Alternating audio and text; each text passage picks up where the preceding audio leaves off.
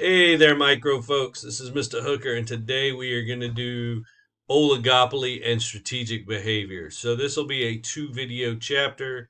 Um, so it is my favorite market structure. They are slightly misunderstood, I guess. I don't know, not as badly as monopoly, but slightly. Um, they get in a little trouble. Some of them do. For collusive behavior. So some of these American firms and some of the foreign firms get in a little trouble for that. But it is what it is. So let's get into it. Oligopoly is just a few large producers. So they could be homogeneous oligopolies or differentiated oligopolies. Homogeneous oligopolies are going to produce very much the same product. So think steel, certain chemicals, oil, gas, those kind of things. And gas, maybe not as much, but oil, steel, those things, they are exactly the same. So as they come out, you can't tell one from the other. Differentiated, they are very different. So home appliances, automobiles, those things, they are very differentiated. Um, you can tell one from the other very easily, and they advertise very much to tell one from the other. So there may not be as much advertising in those homogeneous markets as there is in the differentiated markets because, well, it's homogeneous. You advertise for one, you're advertising for everybody. But in those differentiated markets, you're going to advertise like crazy. You're going to advertise just like you were a monopolistically competitive firm because, well, we have, a very different thing. So think about how many car ads you see, right? How many ads you see for TVs, how many ads you see for refrigerators, washers, dryers, those kinds of things. Those are all oligopolistic markets. Cell phone service is oligopolistic. So all of those are differentiated oligopolies. Limited control over price. Um, you can't you we They are what we call mutually interdependent. You see that on here as well, and therefore they have a very limited control over price. You can't be too far away from your competitors because basically that messes up the whole market. So you can move with them, and this is somewhat where they get in the trouble. um,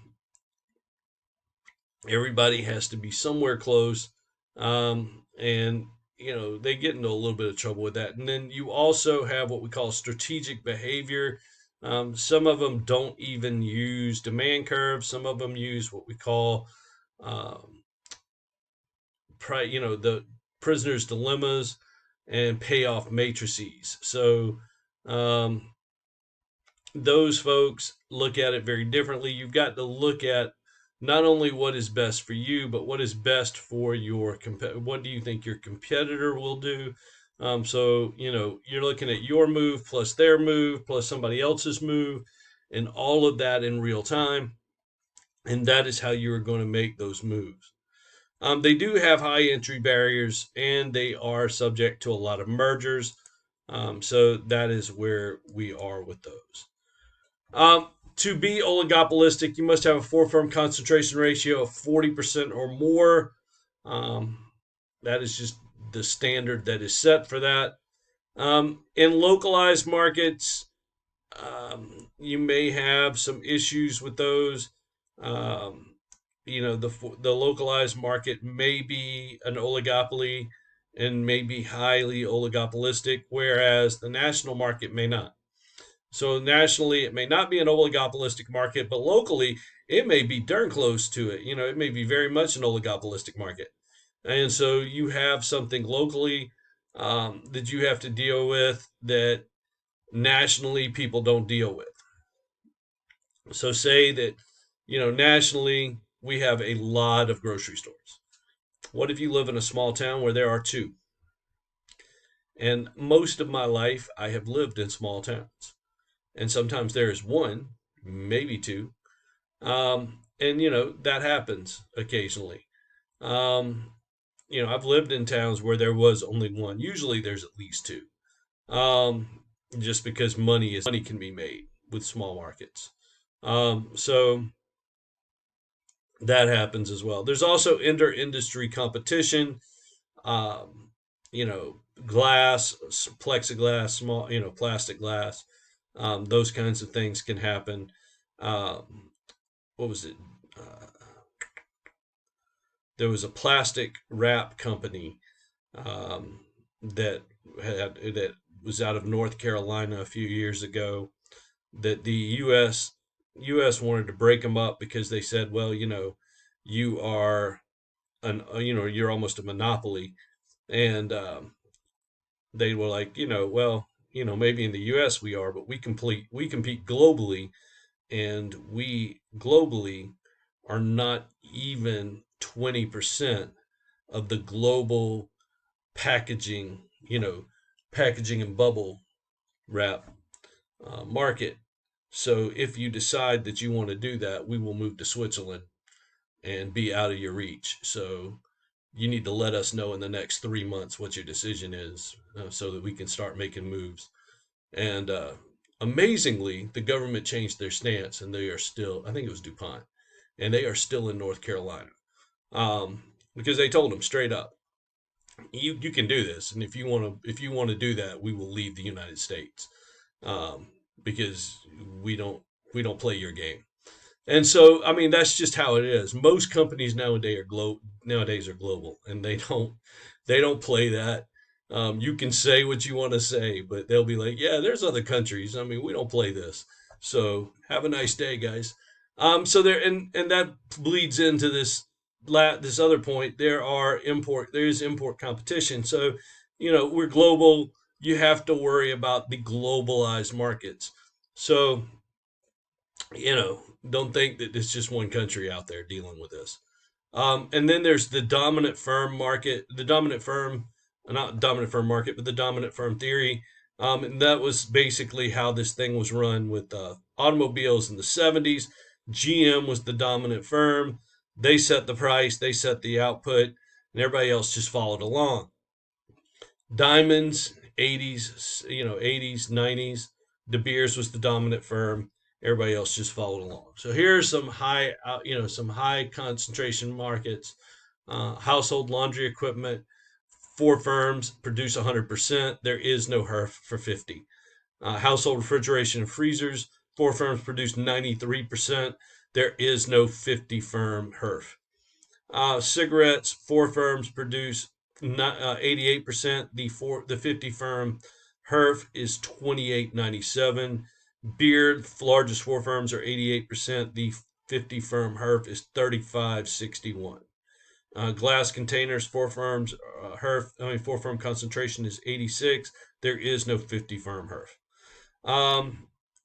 Phosphate fertilizers, 85 for the four firm, 31.52 for the 50 firm HERF. Moving on down to aerosol cans, 75 for the four firm, 16.67 for the 50 firm HERF. Primary aluminum, 74 for the four firm, 20.89 for the 50 firm HERF. Turbines and generators, 61 for the four firm, 12.63 for the 50 firm HERF. And primary copper, 50 for the four firm and 8.79 for the four firm HERF. Oligopoly behavior, we deal with it with game theory. We do a prisoner's dilemma. So we're going to do a lot of game theory in this, but a prisoner's dilemma is basic. Think Bonnie and Clyde, right? So Bonnie and Clyde were driving, they robbed a lot of banks. They're driving along the back roads, but when the cops catch them, they've got no money on them. They've got two guns. So they take them to jail. They put them in separate rooms. They say, hey, you can either confess or not confess.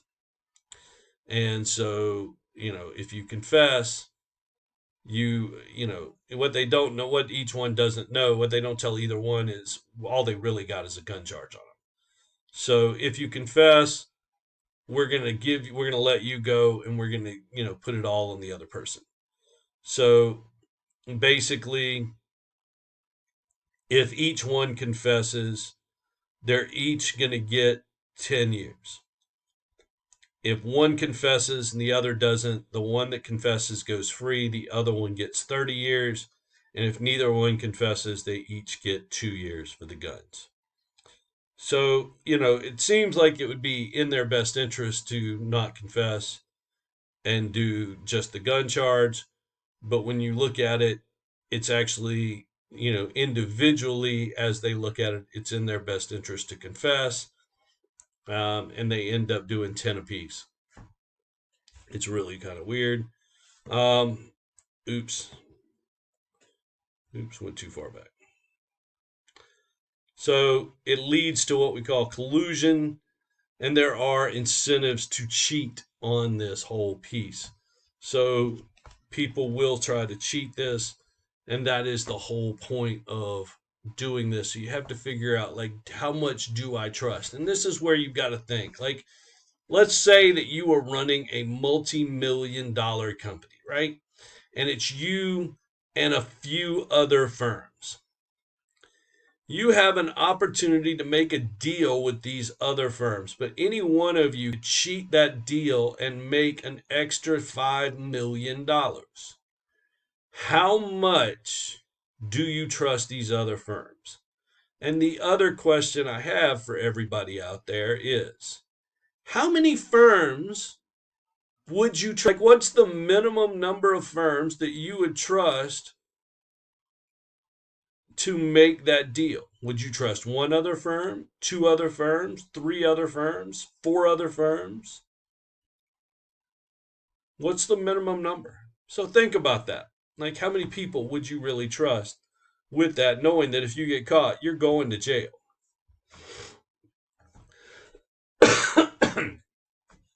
All right. So here's a profit payoff, not jail time, but a profit payoff between Uptown and Rare Air. So we've got two competitors, two price strategy. Each strategy has a payoff matrix. We're looking for the most profit for each one, right? Um, greatest combined profit. The independent actions will stimulate a response. So each one has the option of charging a high price or a low price.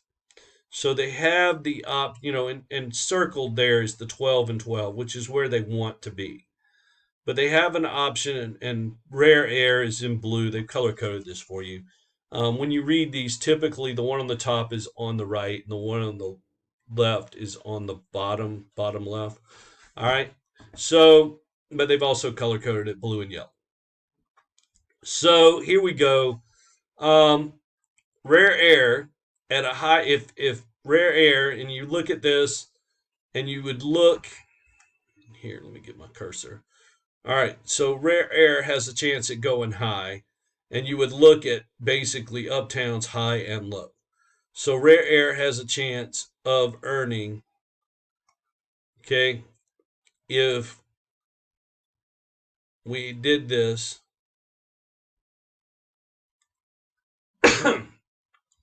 they have a chance of earning 12 or 6.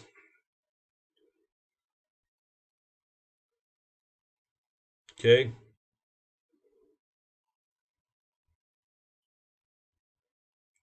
And then, oh, excuse me. Well, yeah. If they went high, they have a chance of going 12 or 6. So that would be, um, if they went high, and if they were going high and the other one were going low, um, they would choose. If they were going high and this one were going high, and then this one were going high and this one were going low, they would have, if they were going high, high or high low, there's 12 or 6, and they would choose 12. If they're going low, they have the opportunity for 15 or 8. They would always choose 15 over 8. So because of that, we're going to choose the low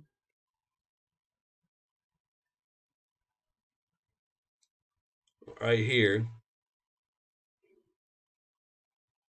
right? So we're going to choose low or a high, a high and a low. Okay. And then the Uptown has the same option. They could choose 12 or 6 or 15, 12 or 6. They would choose 12. They could choose 15 or 8. They would choose 15. And that would be low. So they should be here, and that's why this is circled, but each has the opportunity to cheat to 15.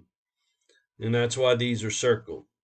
So let's say that both of them decide to cheat to 15 to try to get that piece there.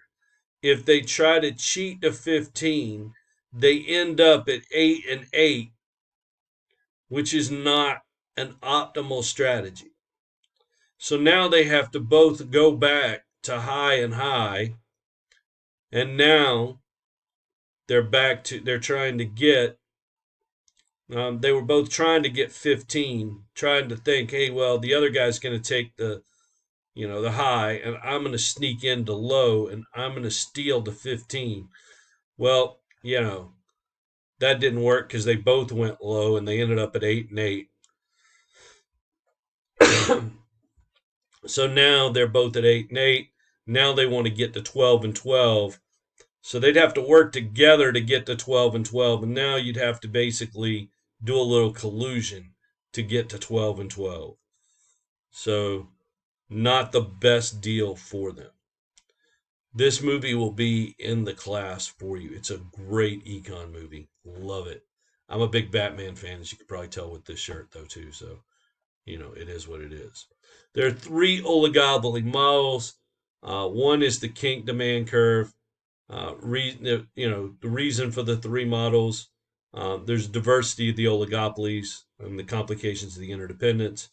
There's the collusive pricing model and the price leadership model. So the kink demand model is non-collusive oligopolies, people who just play it straight.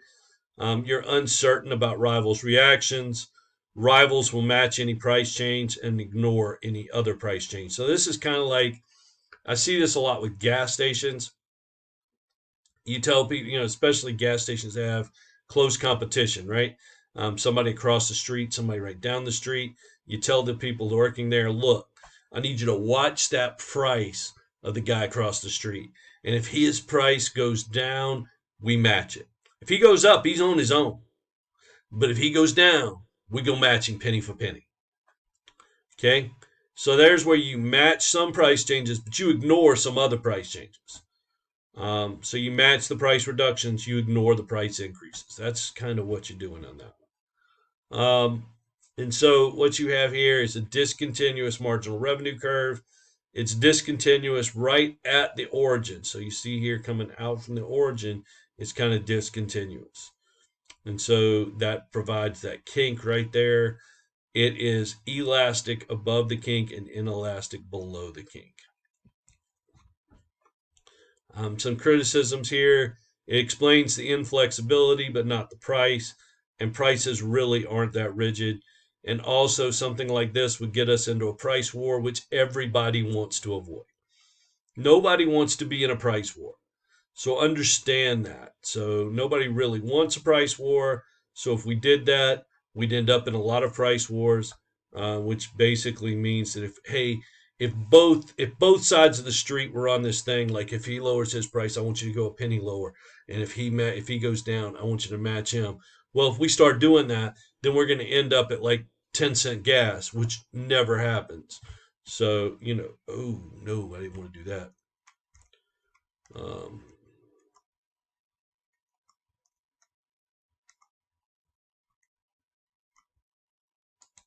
So yeah, that's the way that works.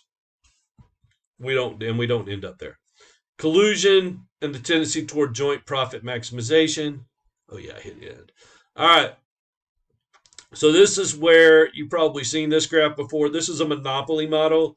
So if you have not a lot of firms, but like 3-4 firms, they just act like a monopoly and split those profits, that big economic profit box. We're just going to split it. We'll split it amongst us. We will act like a monopoly and split that big profit box. and life is good amongst us. This is highly illegal in the United States. Just going to say that. Don't do that here unless you know you're going to get away with it. Just don't do it. Some guys in Major League Baseball, actually, a GM in Major League Baseball actually said the quiet part out loud a few years ago for free agency. Said they hadn't really decided. The GMs hadn't gotten together and said how much they were going to spend yet. I don't know that they got in trouble for saying that, but that's collusion. Um, so, it's not really good. Overt collusion is cartels. OPEC is a cartel. It's a legal cartel because they're not in the U.S., but it's a group of firms or nations that collude. They formally agree to the price. They set the output level for the members. It is illegal here in the U.S., as I mentioned. OPEC is probably the most famous cartel. Here are the OPEC nations. So this was 2021. Barrels of oil. Saudi Arabia, the largest producer, about 11 trillion or 11 million barrels of oil. They have a reserve that could change the price of oil immediately. Iraq at about 4 million, UAE at about 3.6, Iran at about 3, Kuwait at about 2.6, Nigeria at 1.7, Algeria at 1.3, Angola at 1.3, Venezuela at 540,000, Libya at 390, Republic of the Congo 307, Gabon 207, and Equatorial Guinea at about 161. Some of the obstacles to collusion: there are demand and cost differences for each firm. How many firms are there? I mean, the little more firms, the bigger your problems. The threat of cheating. What happens if we have a recession? Firms following hard times are like, yeah, no, I can't do this. Right? I need more money. And if I can't get more from y'all, I'm going to do something else. What happens if there's the chance of an entry? Um, somebody else could possibly enter that causes a problem. And those legal obstacles, the fact that it's highly illegal here in the U.S. is a problem.